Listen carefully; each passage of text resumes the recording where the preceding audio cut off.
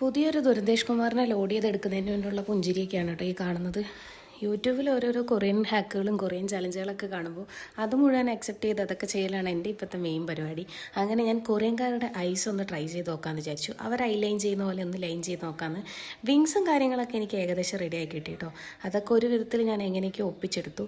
പക്ഷെ എങ്ങനെ വരച്ചു വന്നു കഴിഞ്ഞാൽ ഞാൻ ആ പറഞ്ഞ പോലെ തന്നെ എൻ്റെ ഈ ഒരു മോട്ടോർ ആക്ടിവിറ്റീൻ്റെ പ്രത്യേകതയാണോ എന്നറിയത്തില്ല, വീണ്ടും എൻ്റെ ആ ഒരു യൂഷ്വൽ ലൈനിങ് പാറ്റേണിലേക്ക് ഞാൻ എത്തും. എന്നാലും എങ്ങനെയൊക്കെയോ ട്രൈ ചെയ്ത് മോളുവശം ഒന്ന് നേരെയാക്കി താഴെ കൂടെ വരയ്ക്കാൻ നേരത്താണ് കേട്ടോ എൻ്റെ കിളി വരാൻ തുടങ്ങിയത്.